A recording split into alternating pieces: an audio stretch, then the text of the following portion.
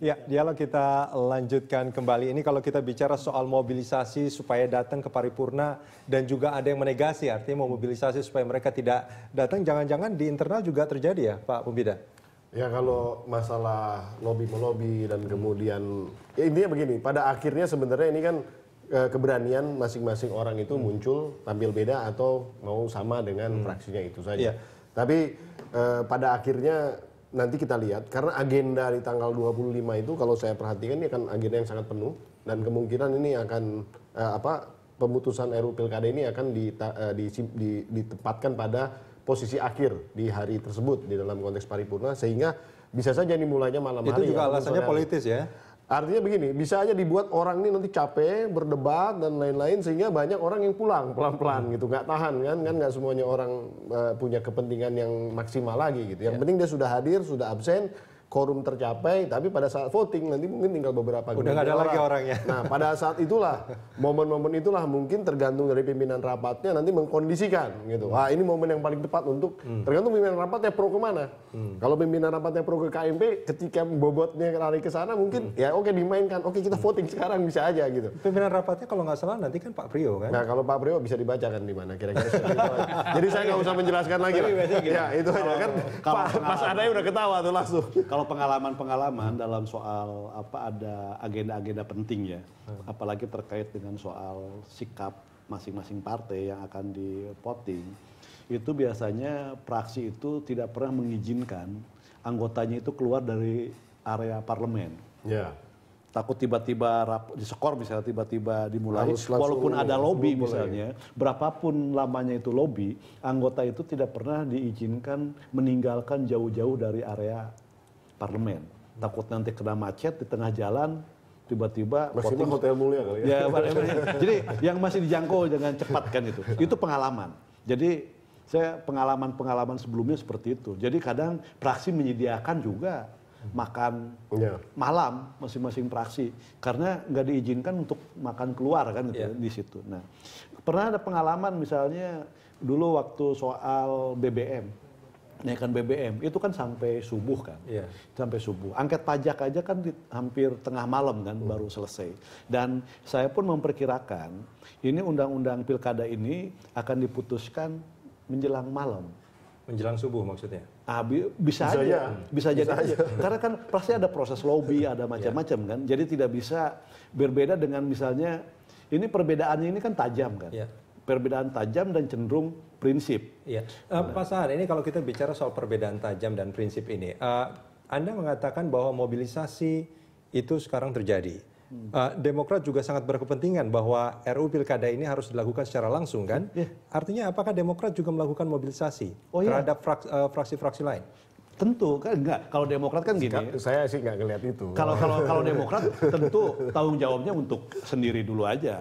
Yang berkepentingan secara langsung terkait dengan ini kan itu. Kalau Demokrat tentu tugasnya adalah bagaimana mobilisasi anggota fraksi Partai Demokrat yang 148 itu bisa hadir 100%. Karena ada mobilisasi supaya mereka tidak hadir ya? Ya itu kan biasa aja. Tapi bagaimana Demokrat itu punya daya rekat, daya soliditas. Kalau dalam partai kan istilahnya ada daya paksa. Partai kan harus ada kekuatan memaksa juga oleh anggota supaya bisa diikuti. Nggak mungkin partai tidak punya daya paksa untuk bisa membuat kadernya itu taat terhadap kebijakan partai. Pak Sirajudin, akan seperti apa nanti Pak? Dalam hal pertarungan realnya nanti di akhir, saya kira ini yang akan menentukan itu sejauh mana partai-partai yang berkepentingan langsung terhadap perimbangan kekuasaan jangka panjang di parlemen itu memberikan jalan yang relatif jelas rutenya, terutama bagi para politisi dan pimpinan-pimpinan di partai itu yang kelihatan akan menjadi partner koalisi.